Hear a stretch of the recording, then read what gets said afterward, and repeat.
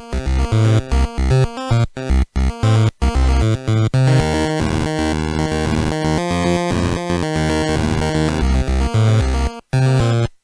dual shooter, which was made by EMS, is an instrument which allows players to use GunCon 1 guns as GunCon 2.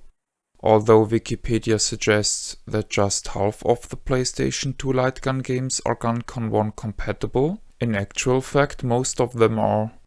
Best to my knowledge, just Virtua Cop Elite Edition and the Gunvari collection don't support the GunCon 45. The games of the latter collection of course can be used with the G-Con 45 when playing the PlayStation versions thereof. To me, the novelty of this device is not the expansion of the GunCon 1 library, but that all the perks of a GunCon 2, such as the 2 points calibration and more advanced controls, can now be had for the GunCon 1. The dual shooter sports 2 PlayStation controller sockets, one labeled game controller and the other one gun controller. On the front is a switch which has the 2 settings game and PC. The game setting is needed for the gun conversion.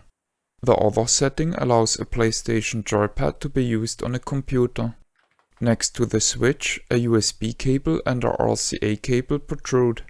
The dual shooter looks nice and is well built. It is sturdy, has very sharp injection molded labels, and the cables are sufficiently long. A black version was released which has the same functionality. To use the dual shooter, the player connects a GunCon 1 compliant light gun onto the right hand side socket. The RCA jack of the dual shooter is connected to the RCA jack of the gun and with a source which carries the sync signal, for example the composite video output of the console. If the player just needs A, B and the trigger, everything is set up. If the C button, start, select and or a D-pad are needed, a controller is inserted at the left hand side. This controller then has some of the G-Con 2 functions mapped to its buttons. X is the trigger, L1 and R1 are B and L2 is C. If a capable player would prefer to have such functions on foot pedals, it would be an easy task to solder alternative inputs to the joypad PCB.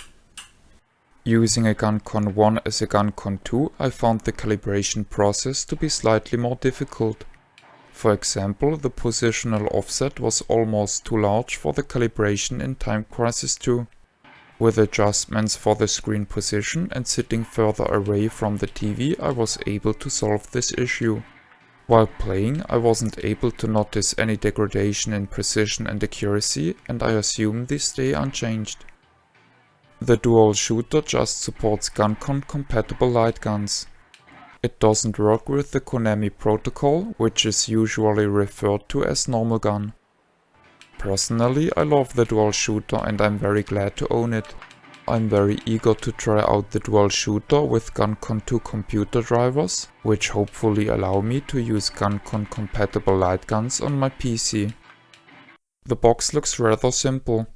The background texture shows rusted metal with bullet holes. Simple looking text on the front explains the functionality. This is the end of the review. My name is Ben. I thank you for viewing.